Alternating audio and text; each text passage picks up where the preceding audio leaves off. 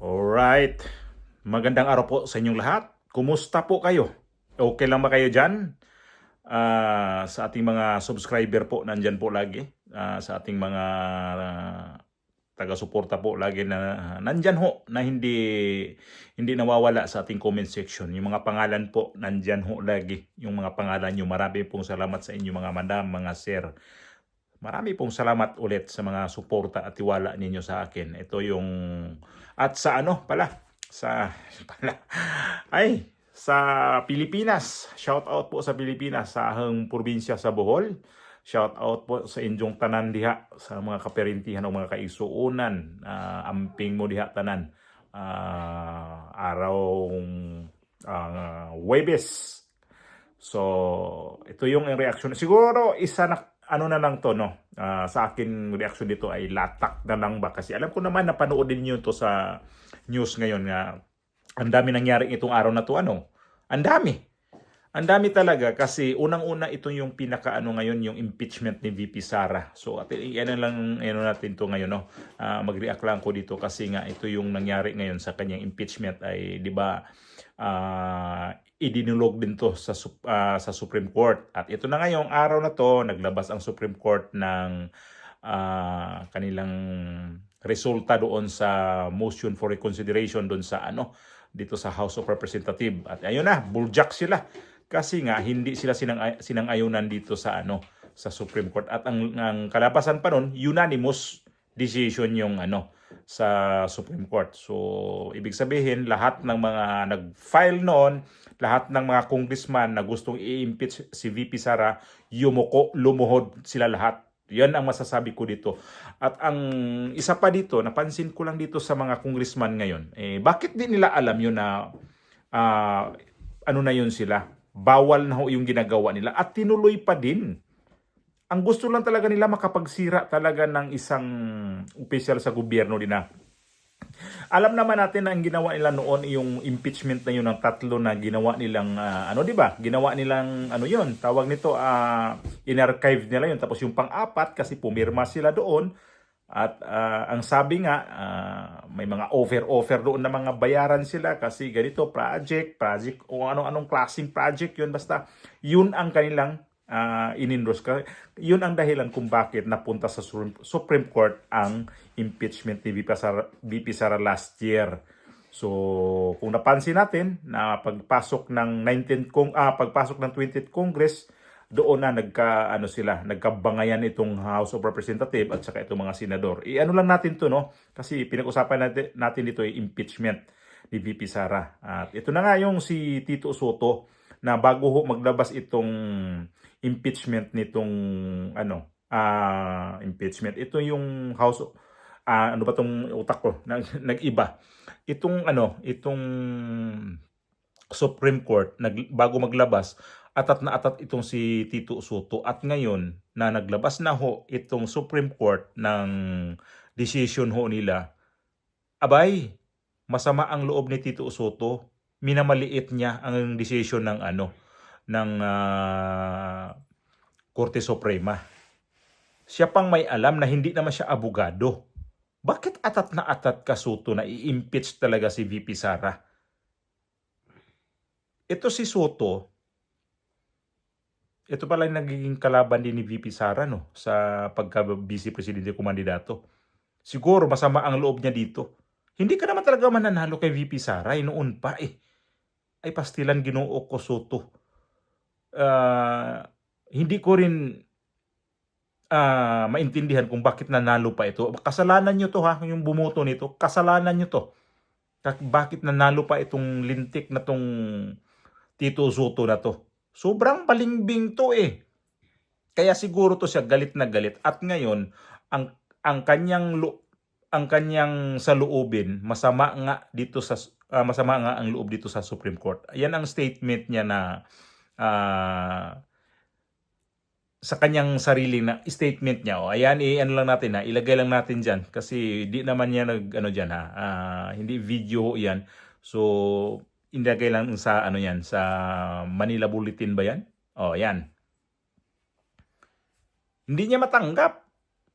Kasi siguro, ang ano niya talaga, i-impeach talaga nila si VP Sara. Hoy, Soto, nandyan na nga yung impeachment ni, antayin mo yung impeachment ni, ni Bongbong Marcos. Napakahalata naman, napaka-bias mo, Soto. Binastos niya. Ibig sabihin nito, binastos ni Tito Soto itong Supreme Court. Kasi hindi niya nagustuhan ang decision. Unanimous ho yan eh. Soto, grabe ka. Sa sunod, utang na loob Pilipinas, huwag niyo na ito ibuto itong mga klaseng ganitong senador na walang alam, nagmarunong-runungan dito sa batas. Tapos kapag ang mga abogado na nandiyan sa kataas-taasang hukuman naglabas na ng decision ho dyan, ayan, iiyak sila. Etong 15 na sinang-ayunan itong impeachment ni VP Sara na ibinasura na talaga, walang kaabog-abog. Hindi na pwede sila dito mag-motion pa rin. Ang ano nito is totally tuldok na. Wala na kayong paliwanag pa dito. So, ang habol lang ni Tito Soto nito siguro, para maliwanagan to si Tito Soto, antayin mo itong pagkatapos nitong 1-year ban. Kasi matatapos na rin itong impeachment na itong ban by February 6. So, sige, pagka 7, filean nyo na kaagad para para mayroon kang libangan dyan sa Senado. Hindi ka pa kontento dyan yung kay Bongbong Marcos. Andyan na nga sa House of Representatives ngayon. Sa bagay, hindi naman talaga tatakbo yan hanggang sa Senado. Doon pa lang yan sa mga congressman. Papatayin na yan doon, hindi na ho yan makagalaw. Right. Tapos, etong si VP Sara naman ang ipa-file at iyan ang i-endorse nila sa Senado ngayon.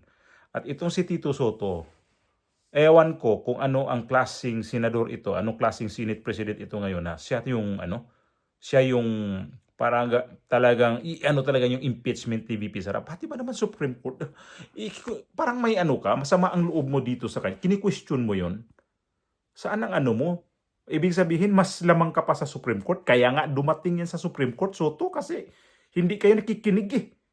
Di ba nung impeachment do sa doon sa Senado, galit na galit ang mga tao dito sa 18 senador na pumirma na ayaw nila yung yung impeachment. Ang ginawa niyan, in-archive lang din yan sa sa Senado. Ayan na ang resulta.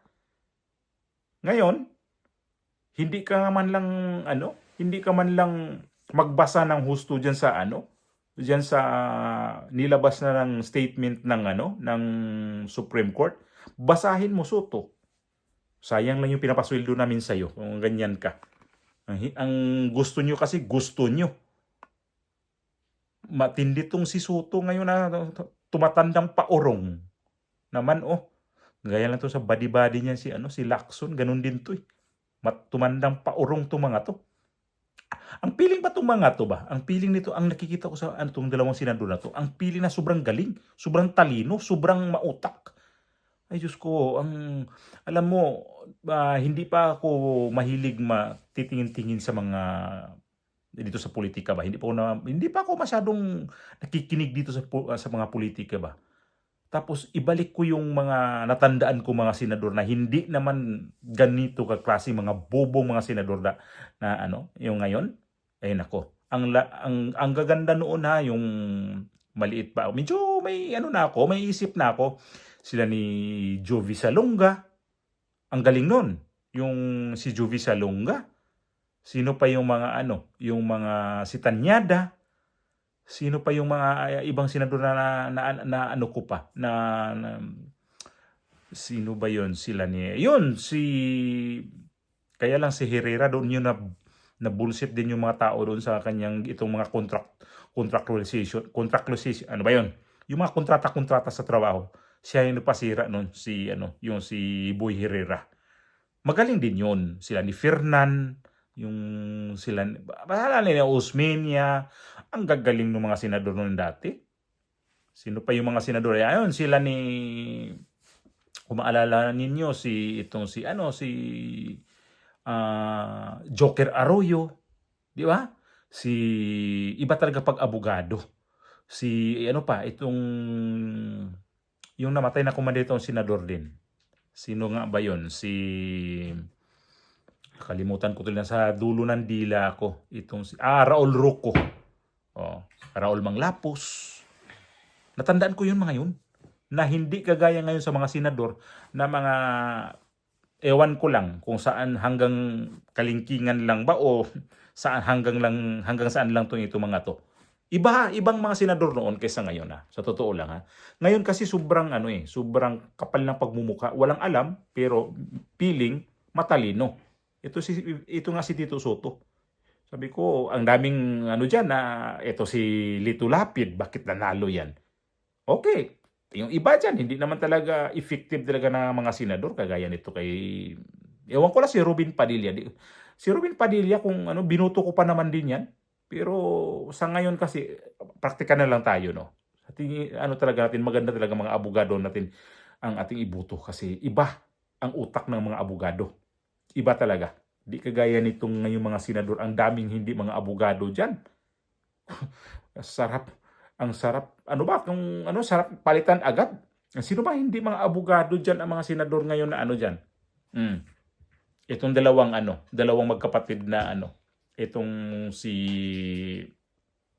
Villar. Hindi naman mga abogado yan. Sus, saan ba? Saan ba yan sila ngayon? Kung hindi ginawa yan, puro bagbalingbing. So, sino pa? Si Joel Villanueva. Di rin abogado. Ay, naku po. Etong si Mig Zubiri, hindi rin abogado. Mas maganda talaga itong sunod na eleksyon kung abogado dapat ang manalo talaga kasi nadala na ako dito kay Soto at saka kay Ping Lacson. Mga litsing yawa tong mga to Di ba? Hindi ako natutuwa sa mga to Itong mga tong klaseng senador ngayon, hindi ko natutuwa nito. Sa bagay, hindi ko naman to talaga binoto rin tong mga to. Ay, nako naman, Soto, huwag mong sisihin ang Supreme Court.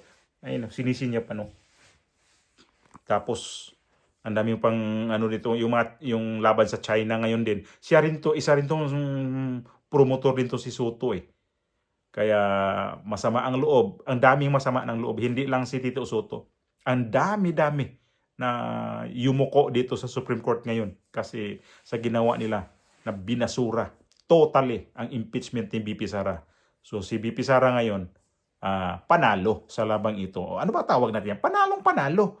So ito na ang susunod niyan